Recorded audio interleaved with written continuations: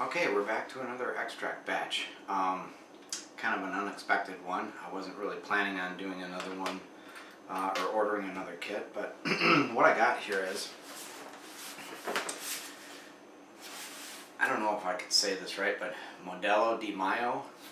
This is a Northern Brewer exclusive limited edition kit, and you know, when I first saw it, I thought, I don't know if I want to order another kit, you know, if I'm going to do another kit right now. But what turned me on to this kit is that it's got this Y yeast, 2124 in it, which is a lager yeast. This is a lager beer. It's a German Czech beer, and normally I don't do lagers because there's a whole process to it of chilling it down the secondary degree by degree down to about 34. It's a whole process to do. So most of the beers I've been doing are ales, which ferment at a higher temperature. So this yeast I saw on a Northern Brewer Brewing TV episode. Lager Workarounds is the name of the episode.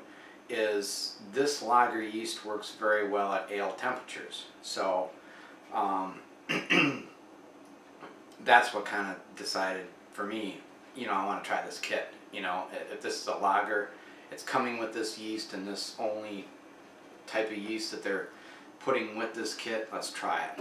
Although I smacked this last night and it didn't puff up. When I got up this morning, it was still unactivated. So I smacked it again a couple of times and shook it quite a bit, and now you can see it's puffed up. So the yeast has activated. I kept shaking it. You can hear it bubbling on the inside, so I believe I'm going to be okay on this yeast. If not, I would have had to have scrapped my whole plans for brewing today. But this kit's a little different as far as what comes in it. They give you a nice little card, tells you about the beer, tells you everything about it. Let me get my specs on here. It's a Vienna Lager, okay? Origin Mexico. OG is a 1050. IBUs are around 20, which is the bitterness, which is fairly mild beer. Percent alcohol, it's going to turn out to be about a 5% alcohol beer. So if I do everything right with this kit, it should turn out.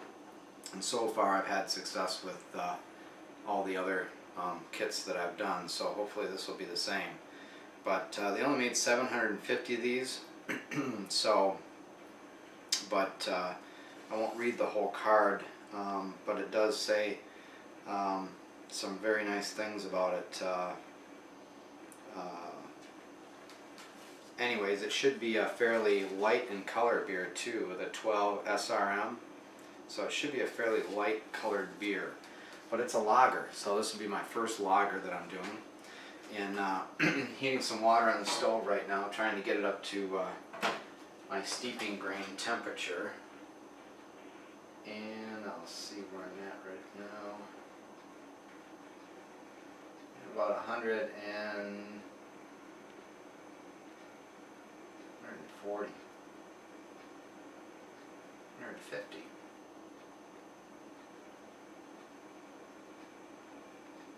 So actually I'm ready to steep the grains. So I think we'll do that right now. I love this cup. It's great for doing my steeping grains in San Diego Zoo cup, because it's a wide mouth, it's big. I don't get the stuff all over the place, but this kit comes with Weyermann Cara Roma and Cara Munich grains in it, so got a really nice, almost a chocolatey smell to it. I don't know how well you can see the darkness. That's going to add a lot of color to this beer. It smells pretty good. So we'll stretch out our little bag here. I might turn this down to low so I don't exceed temperature. And we'll get these going. and then I can talk about other stuff that I've got going on here. Pour it in.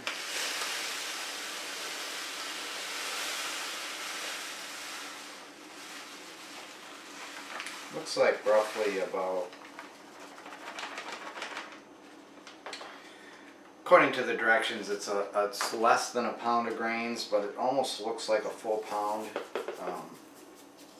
And with doing it in this cup, I can just kind of shake them here and knock any of the grain dust out of it, loosen it up, tie a knot in the end of it. And it sounds like one of the cats want out of that doorway. Do I let them in or do I let them wait? So, anyways, let's check our temperature again, make sure that we haven't exceeded 170.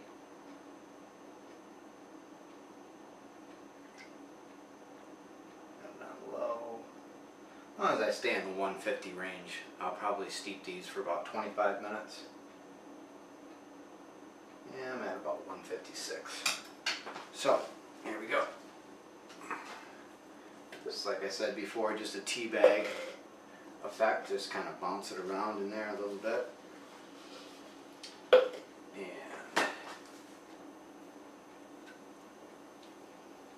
it's got a kind of a roasted, very roasty, chocolatey smell.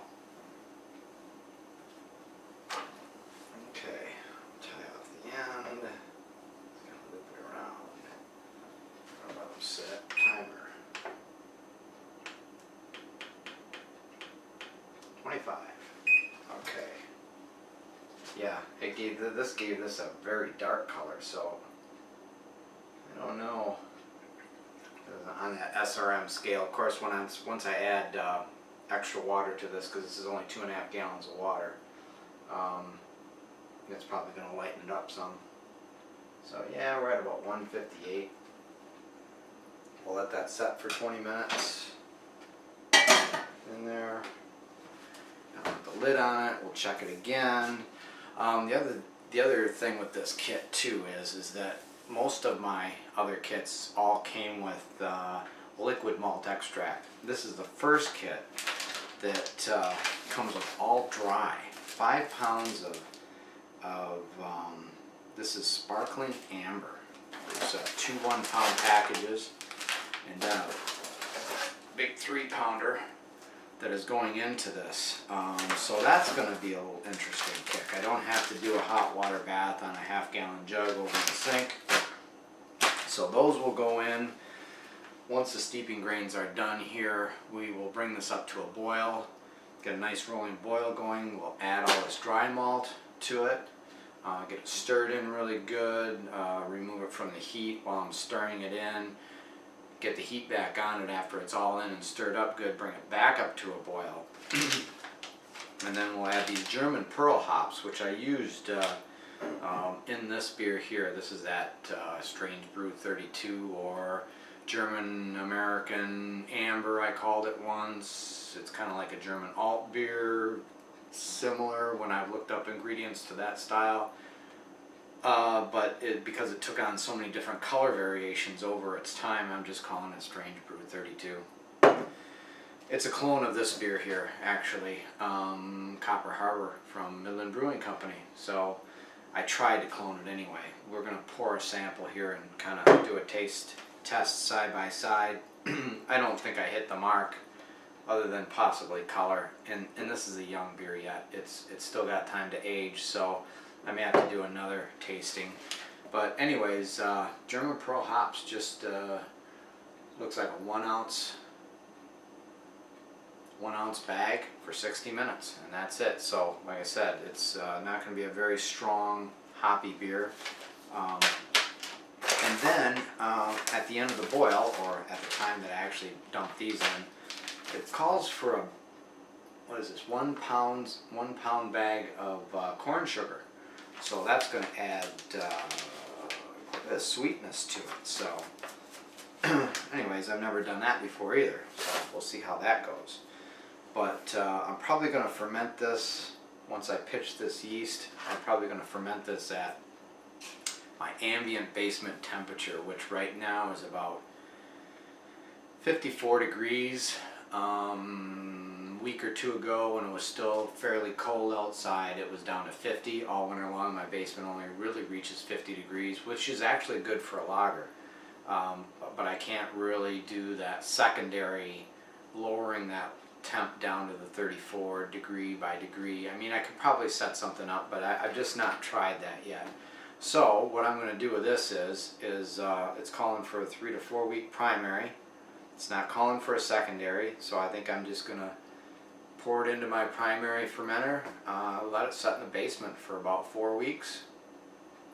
We'll bottle it, let it set there. Now it's saying to leave it in the bottle for 2 to 3 weeks, probably because there's so much sugar here. For this, yeast is going to have to work overtime to really consume that. So anyways, we'll come back at a future date and we'll test that beer as well. Let me check this, make sure I'm not exceeding anything here.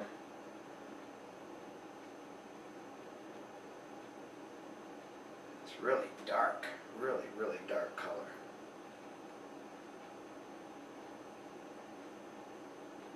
As long as I hold the temp for 25 minutes in the 150, 155, 160 degree range, I'll be fine. Like we're at 150, 158. I mean, we're just kind of sitting there at 158. So I think that's good, just kind of. But it's really dark. It's really dark, and it's kind of has a little bit of a burnt flavor. I guess roasty would be a better explanation of that. So we'll see how this kit turns out. It sounds like it's going to be a really good kit, a really good beer once it's done. So we're going to try these two together, and I wanted to talk a little bit too about glassware. If you're going to pour a beer, I mean, I'm not talking like a Bud or a Miller or Coors or Busch Light or whatever, drink those out of the bottle of a can. If you're going to pour a craft beer, whether it be something that you make or whether it's something you buy from a store, drink it in a nice looking glass, drink it in something sharp looking or something with a cool name on it, or something that you can call your own. I mean, do something like that, or a short little taster glass, pour them in something little. These are a little glass I've not tried yet, it's just glass, but I picked them up from the antique store. Don't know whether it's really an antique or not. I just thought they were cool looking with the silver rim on them. I think it's just basically a juice glass, and then there was an 8-ounce one, so I picked up a few of each, and thought they'd be kind of cool. But something like this. It's a nice Pilsner style glass. Just pour it in something nice. It just make it look presentable. It just, I mean, you worked all that time on brewing the beer. make it look presentable. So anyways, we are going to try these. We're also going to try another one too today. I'll be right back. Hang on just a second. I got a beer in the freezer. It's a Hefeweizen. I'll show you.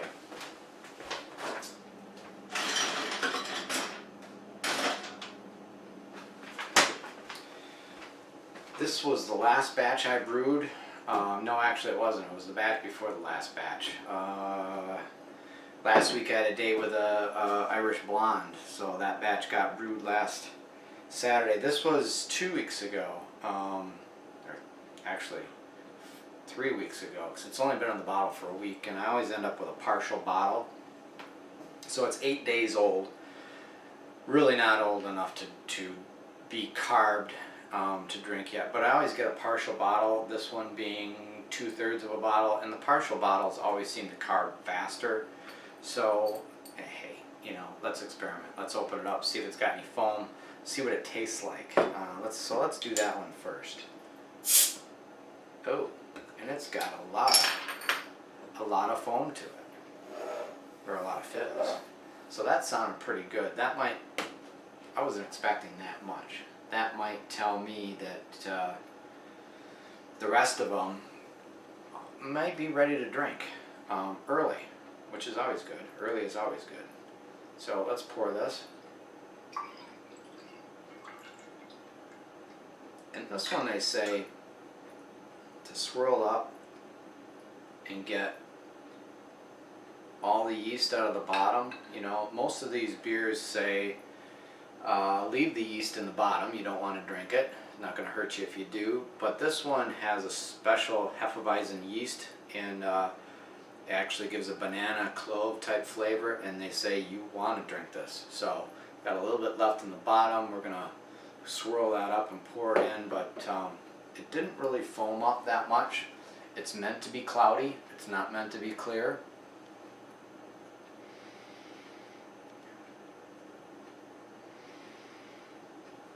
I'm not picking up a lot of that in the nose, but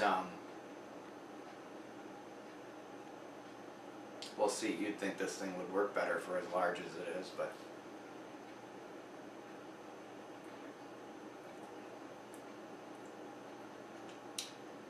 yeah, it's got a bit of that banana-y, clovey. Oh, clove. Yes, definitely tastes the clove in that one. Definitely. Let's do another check on our concoction here. On our specialty grains that are, you would almost think this was a stout in here. That's how dark it is. It's and we're still in the 150s. We're about 150. About 155. We lost a little bit of temp, but I think we're okay. Boost up the heat to 2 and go from there. Anyway, yes, you can really taste the clove in here. I'm not getting a lot of the banana, but maybe once I swirl this up, we'll taste that. But that had a lot of fizz to it. You could see it rising up through the glass more than it actually making a foam head. So some of these ales are not really meant to make a big thick foam head anyway, and this could possibly be one of them.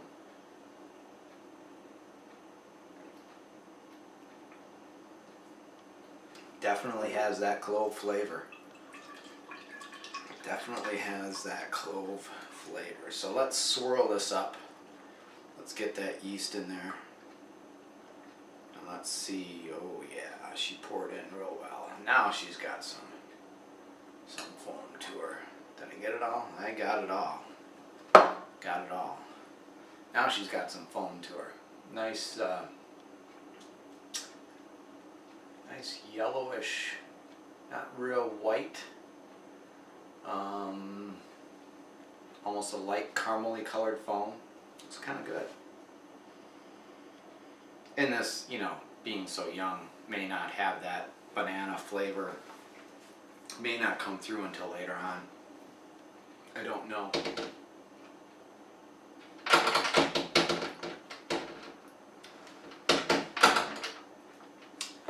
That's the cats trying to open the door. And they're not successful yet.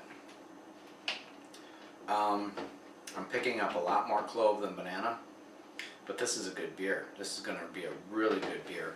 It's nice and light. It's only about maybe, what'd this come out at? Somewhere around 4.25%, 4.5% alcohol. So it's going to be a nice light. This would be one of those that you might want to throw a slice of orange in there. Kind of like an Oberon or something like that. But very good.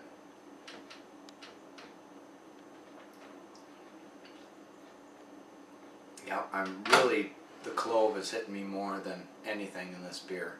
So, anyway, we're going to move on, and we're going to pour these two and compare them for color and flavor while this is still steeping. I should actually have gotten the same glasses, but we'll pour them in these.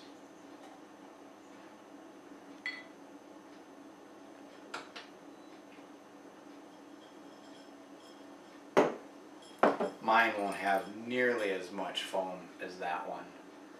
It's a good beer though. I do find it a bit different now that it's in the bottle. I've only ever had it before, from a local pub. Draft. I pick up more toasted flavors in it like this than I do with the draft. The draft I feel is more fruity. I feel it's a lot more fruity. You can see that mine is not going to come up to that type of a. So I still feel this one needs more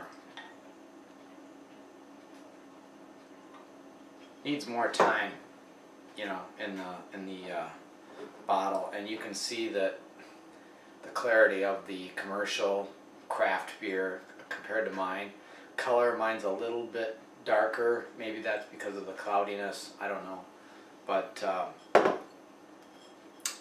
this is 19 days old now, and it's a good beer. It tastes pretty good. I mean, for my first try at just throwing a kit together, it's not a bad beer.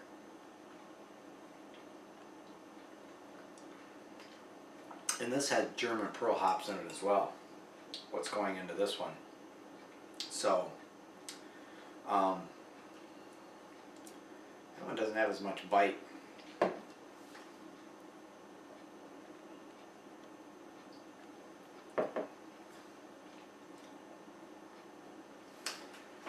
Yeah, I don't know. More toasty in this one. To me, this has more caramel in it, because I did put caramel Munich steeping grain in there, so maybe that's why it's slightly different. I only knew of 2 ingredients that went into this beer, so I thought, try it, see what happens. The worst you could end up with is you got a batch of beer, and I didn't really think it was going to be a bad batch. It just might have a different flavor to it.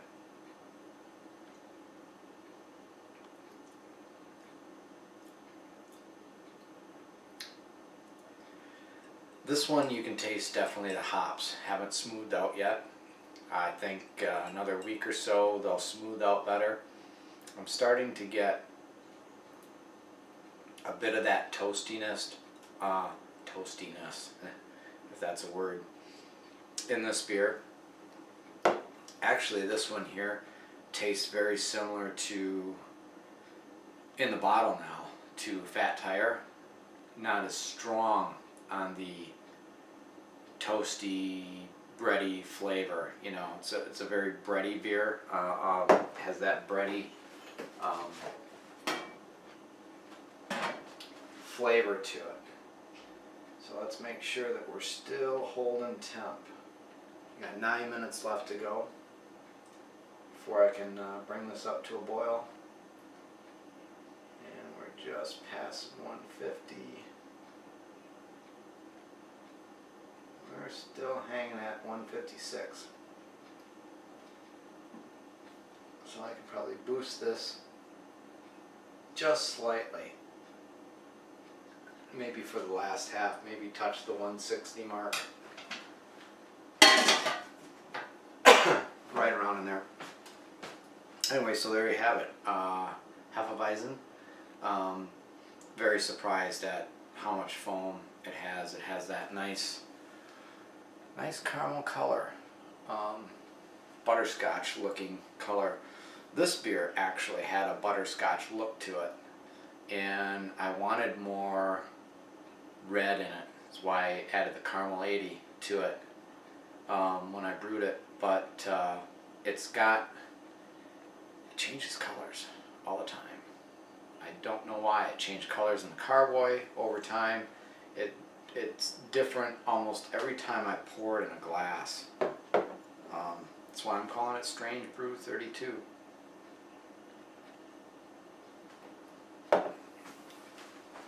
It's going to be a good beer though in time. It's going to be a really good beer. It's not a bad beer now. I think it's just going to get better.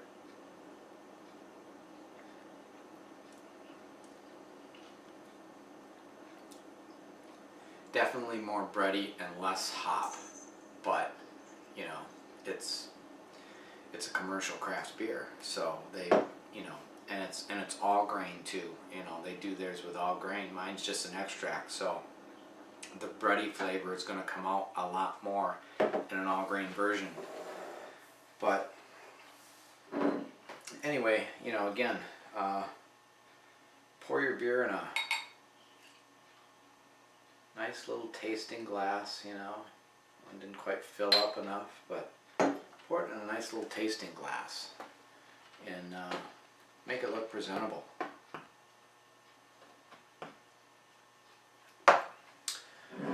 So that's my video for today. We might add a little bit to this as we go through the boil process. I don't know yet. But that's my video for today. A little tasting notes video on 3 different glasses of beer. We'll come back again with Hefeweizen, see if it picks up any more of that banana flavor. So far now it's just the clove, which is really good.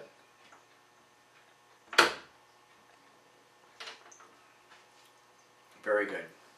Very heavy clove though, flavor in it. So that might balance out in time too. Like I say, it's 8 days old. Give it some time to mellow out in the bottle. Should come out good. We'll come back to this Modelo De Mayo, and we'll have another tasting notes video on that. So, but there we are. Cheers. Have a great day.